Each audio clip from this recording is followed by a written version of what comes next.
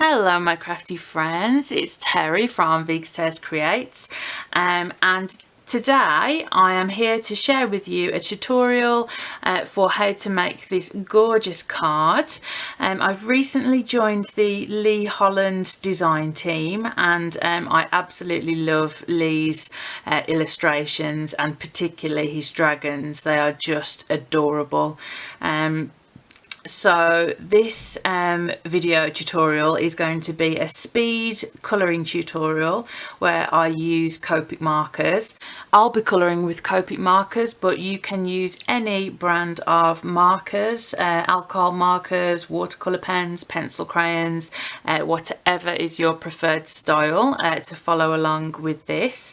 If you are using alcohol markers, this will probably give you some tips in terms of blending.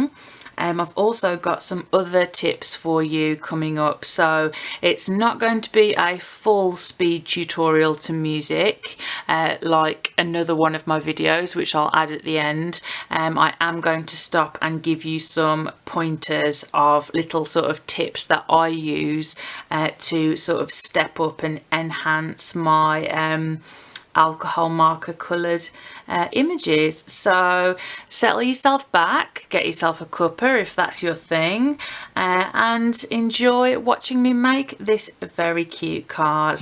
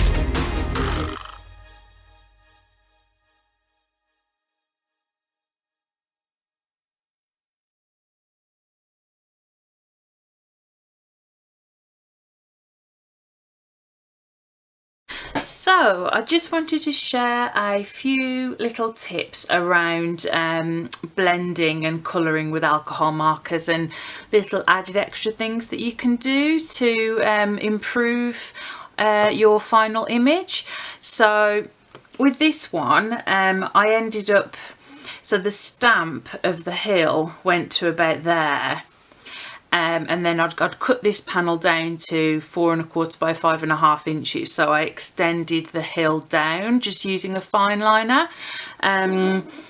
If you're using alcohol markers, you need to use either a water-based ink or an archival ink. I particularly like these Pigma micron ones, the secure ones, and I use the smallest one where possible.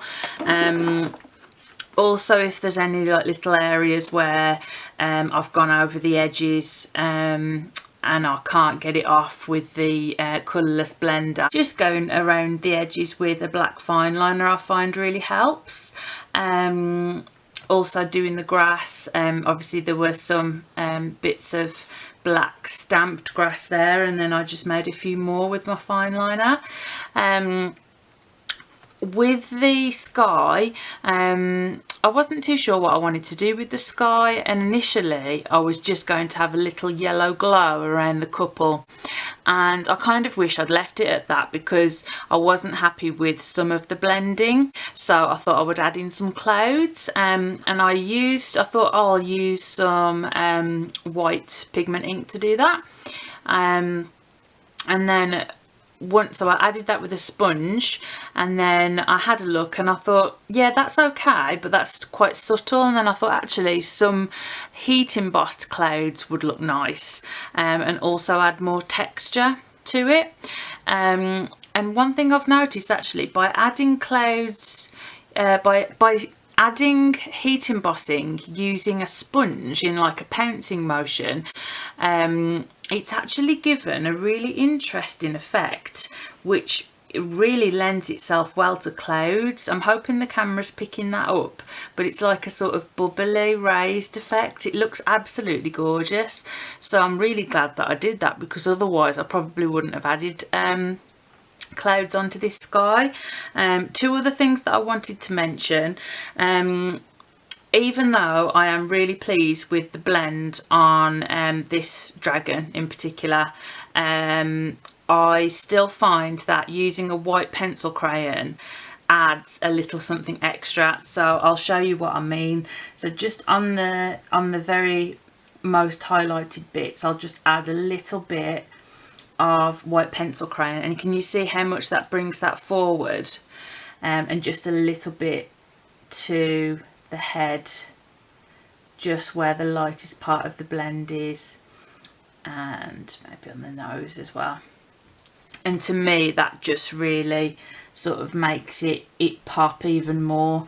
And likewise, if you think anything isn't dark enough, you can use a grey or a purple or something just to push those darker areas back. But I'm quite pleased with him. With this one, even though I used a blend of 3 pinks that I know work well together because I've got them written down in my little book of blends that work well, I wasn't happy with the result that I was getting. So the pencil crayons I'm using are my Polychromos actually, but you don't have to have really expensive pencil crayons, you really don't. I think it was this one that I used. So I just went over it. I just went over a few areas with that pink, and I found that blended it much better, and I'm happy with that blend. But again, I'm just still going to go in with a little bit of pencil crayon on the very lightest area. And another tip is, if you've added white pencil crayon and it's gone over any areas of black, any of the stamping, again, just go over that with your fine liner and just get the smallest one that you can. So just a little bit of pencil crayon here and there, and there we go. So I'm really pleased with that. I'm just going to add that onto a card base now. So I've got some nice pink card blanks which I think will look lovely with this little cutie. So I hope that you've enjoyed this video. I've recently started, it's something that I've wanted to do, is to introduce colouring tutorials, particularly speed tutorials, and it's something that's been requested by viewers. Do you like it where it's purely watching me do it to music, so you can just watch it and take it all in, like another video which I will link at the end? Or do you prefer this style where I've done a mixture of that but then also added in some sort of live talking through particular tips? I'd love to just get your feedback on what you prefer, because obviously it's my aim to produce the best quality content that I can for my audience. So I'll finish now and leave that video link there to the other speed tutorial I mentioned, and I'll see and speak to you again soon with some more crafty inspiration. Bye for now.